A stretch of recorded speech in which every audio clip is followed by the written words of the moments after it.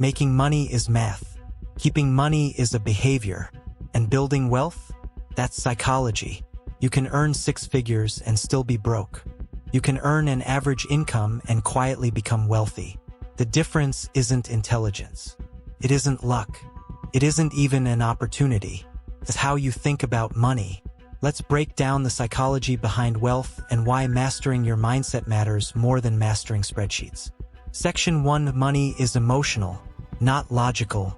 Most people believe they make financial decisions logically, but money decisions are emotional.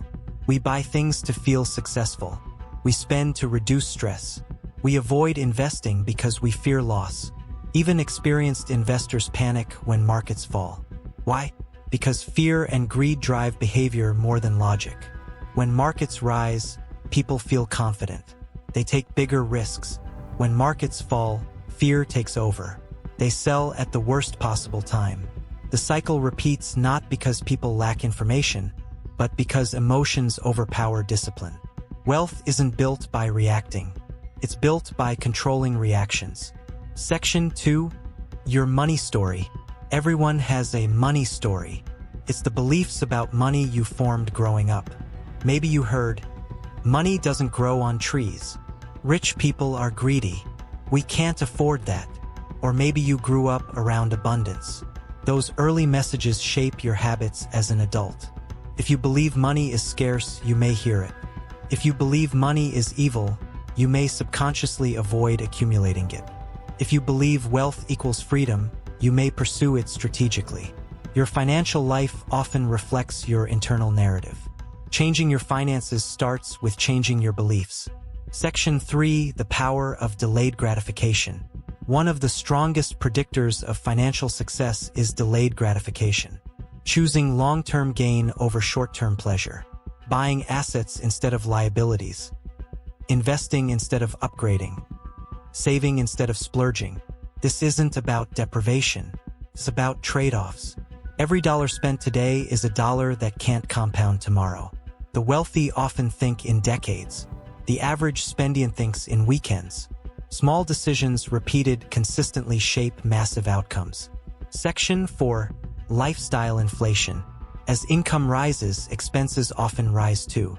New job, bigger apartment, higher salary, new car, bonus, luxury vacation.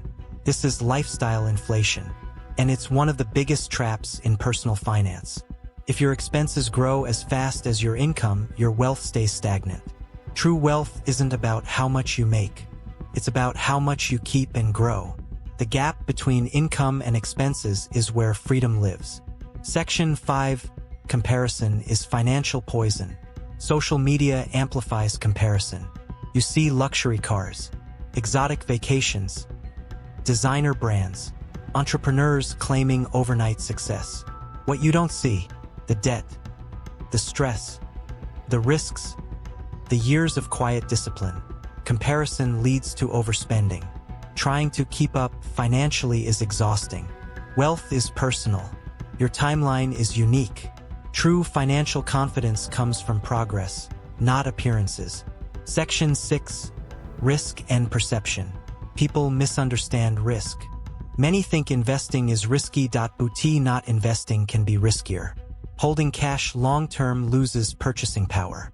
Avoiding markets entirely means missing compounding growth. Risk isn't just volatility.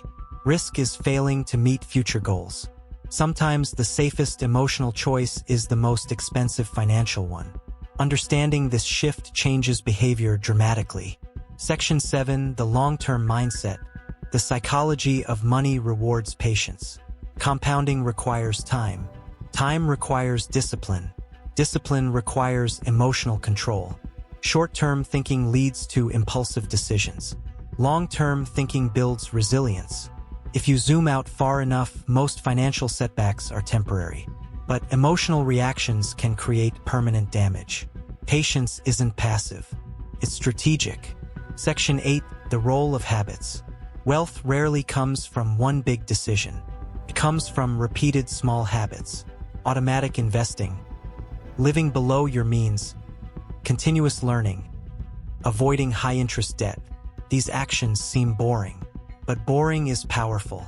Consistency beats intensity. Financial success is less about brilliance and more about repetition. Section 9, Security versus Freedom. Money means different things to different people. For some, it means security. For others, it means status. For others, freedom. Understanding what money truly represents to you matters. If your goal is status, you'll spend to impress. If your goal is freedom, you'll invest to create options. Clarity shapes behavior.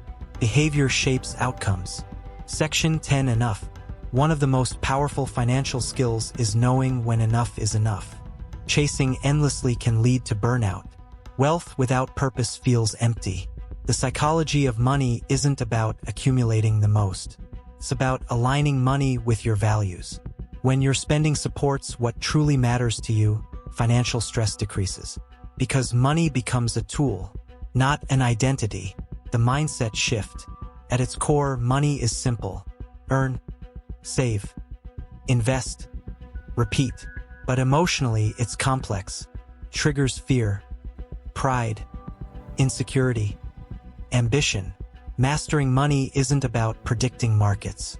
It's about mastering yourself, your impulses, your habits, your beliefs, because income can build wealth. But behavior determines whether it lasts. The psychology of money isn't about numbers. It's about choices. And the choices you make today, why especially the Smallinison, compound into the life you live tomorrow. The question isn't how much money you make. The real question is, do your financial behaviors align with the future you want? Because in the end, wealth isn't built in spreadsheets.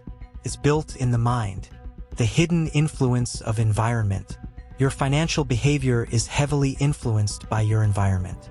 If you surround yourself with people who constantly spend, upgrade, and chase status, that becomes normal.